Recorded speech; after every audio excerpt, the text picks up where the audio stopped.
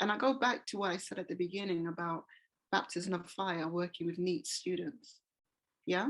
What had happened in that situation is that a lot of the teachers didn't want to work with these group of children, young people, shall I say. And I brought it to management's attention to say, okay, suppose we didn't just see them as waste of space, negative, troublemakers, and whatever negatives you want to attach between the quotes. What if we could do a course whereby we could see a different aspect to them?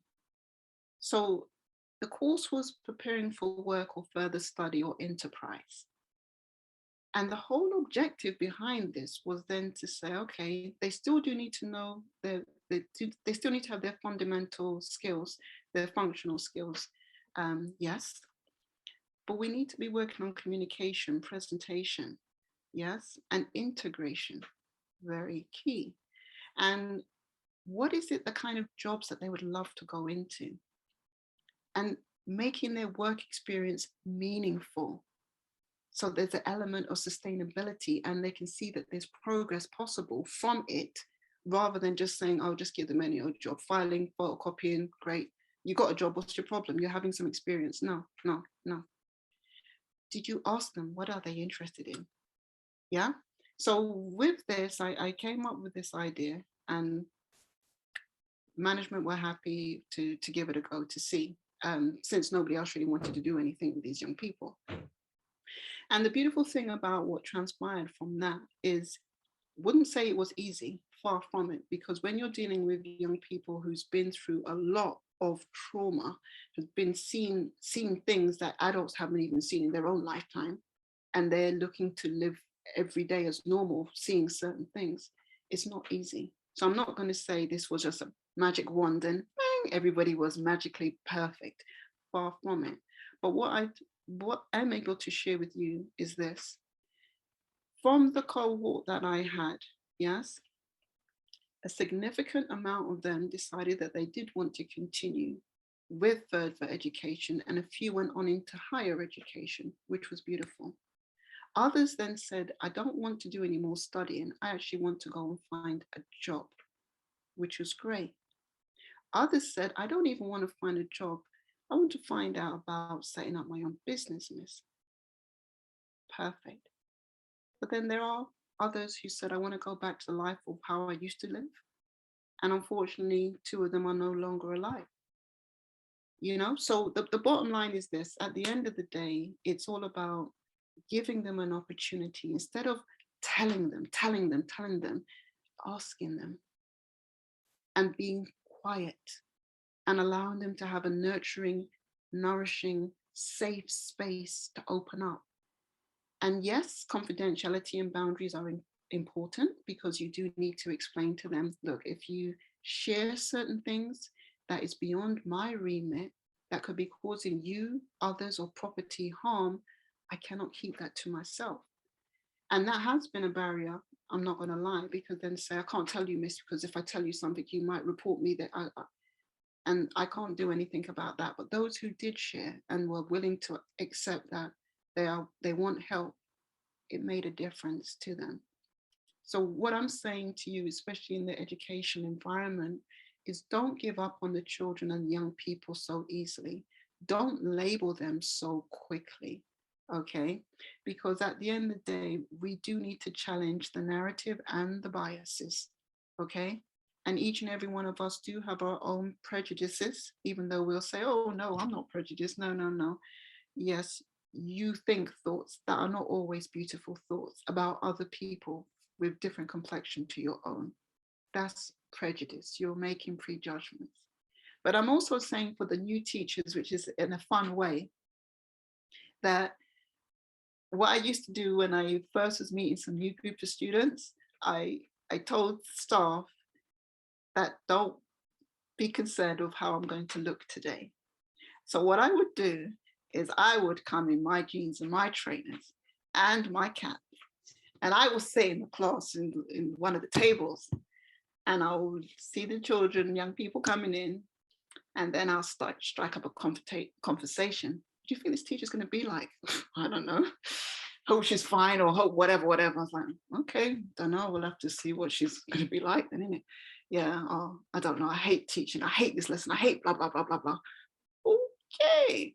And then about 5-10 minutes, I get up and move from the back into the yeah. And it was funny because the reason why I did this was all about prejudices, because now I'm standing up in front of you and maybe I don't look like the teacher. But by the end of the session, people were like, wow, I really had a great session.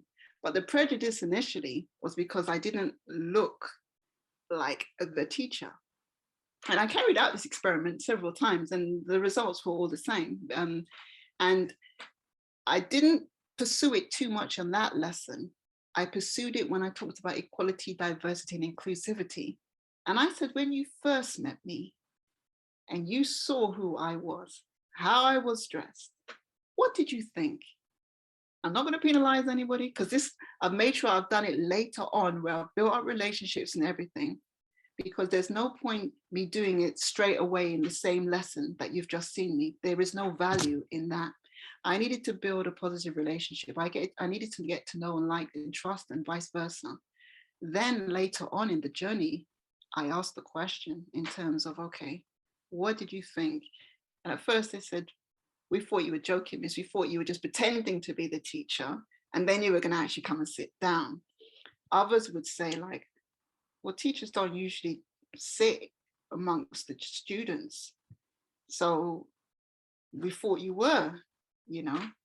And then others would say like, well, you got me off guard. And because you got me off guard, I was a little bit scared about who you really are. And it was just really interesting because all it was just I had put on a different outfit.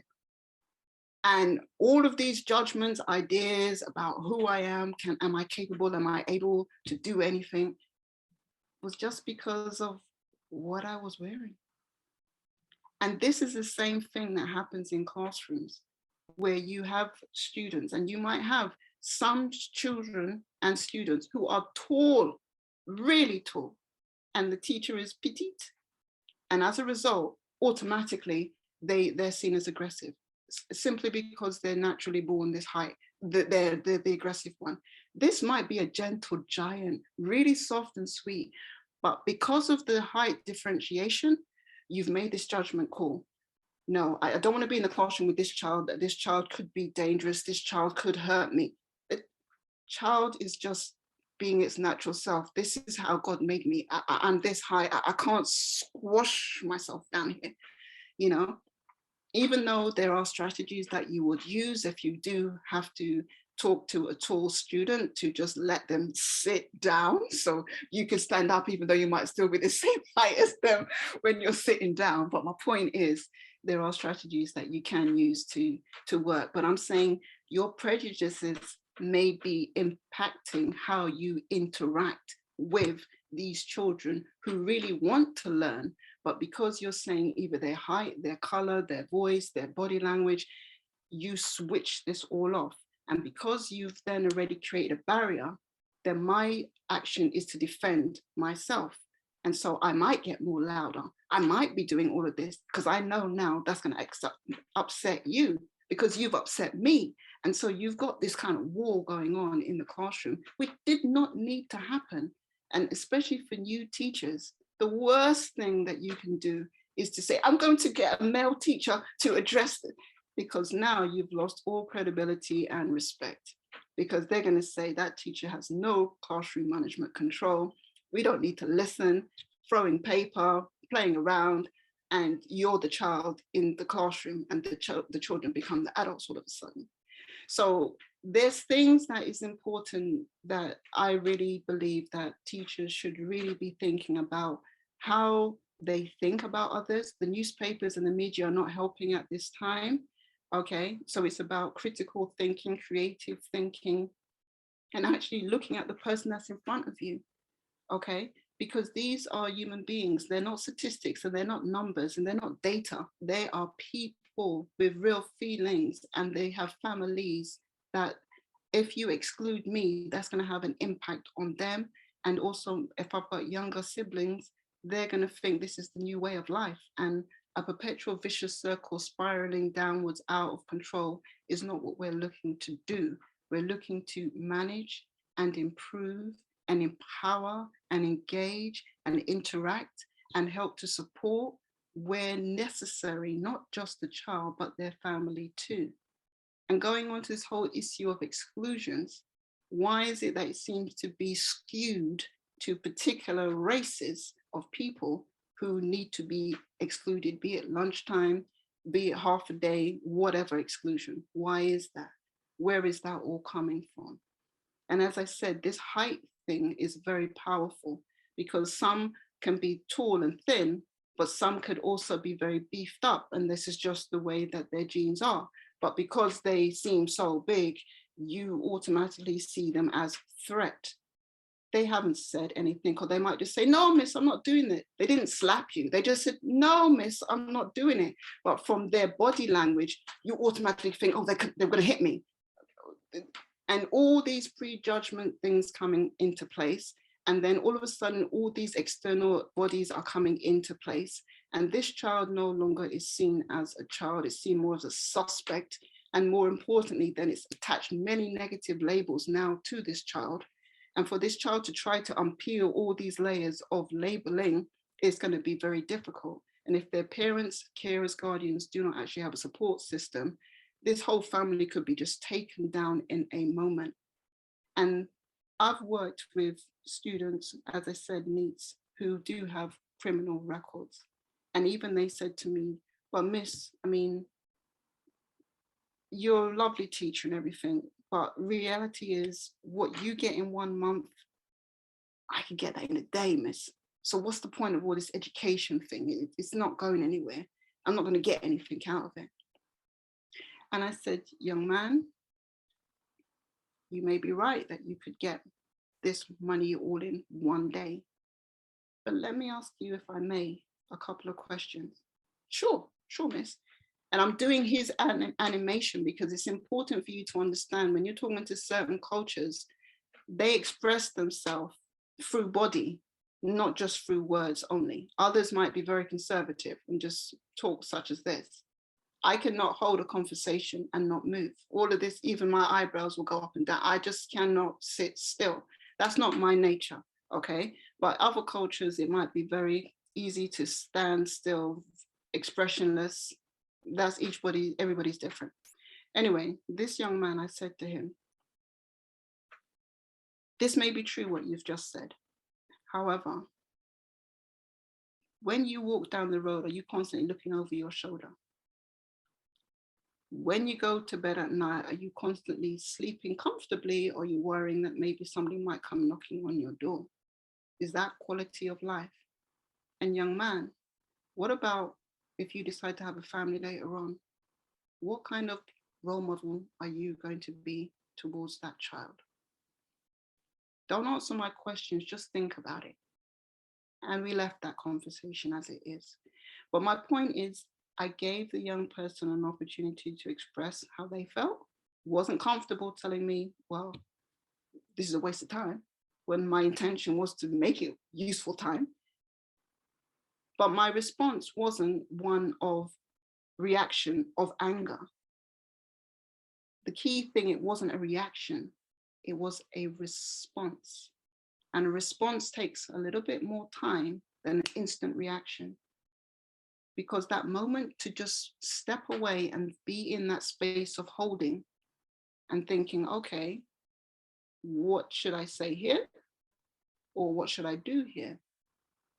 Gives you that breathing space, and it's also a safety net so that you more than likely will have more of a measured approach in terms of how you respond. And so again, when we're looking at teaching, we're looking about this early intervention in terms of preventing a situation occurring. We also talk about safeguarding, we talk about child protection. We use those terminologies almost interchangeably. But the key thing is, when you really look down at it, child protection means the event has already happened. You're now reacting and responding to the past event. Safeguarding is to prevent the action occurring. So early intervention is very, very critical. This means that you need to be observing what's happening in the class. Okay, you need to be listening to not only what is said, but also what is not being said. Okay, and the whole point of this is that by you being much more observant of what's happening, and you're actively listening, not just hearing, you're actively listening, giving them a space to express themselves. And some of these conversations should not be done publicly. Some of these conversations might not need to be on a one-to-one basis, because if you insult me or make me feel uncomfortable in a group, mark my words, miss, I'm going to do the same to you. Okay, so you don't want that to happen. You're looking about building positive relationships. You're looking about constructive feedback, not destructive feedback. You've heard of the sandwich approach, giving them something good, areas to improve, finish with something good. Okay, so the whole point here is that you need to be making sure that when you're interacting with these young people, because they've had some life experiences maybe you could never ever imagine, and you're thinking, wow, and you're still able to get up. Imagine some of these children you might not even know are carers. They're looking after their loved ones before they even go to school. So they've already done a job before they've even got to the job of going into school. The same thing for people who are working. They might have to be looking after their loved ones before they even get into work. And so they're already tired. And you'll be saying, hurry up, look, this needs done. Maybe if the management just said, listen, okay, what's happening? Okay, I didn't really want to tell you because I know that professionally you shouldn't be bringing your personal life into it, but understand I'm a person. So obviously some of my person has to come into my life. Yeah. But if you've got a very proactive, progressive environment, which is going to enable you to share your truth, to just say, look, I know sometimes my timekeeping, and that's another thing, students who are carers may be late to come into class, and you're just saying you're late, you're late, you're late, you're late, yeah.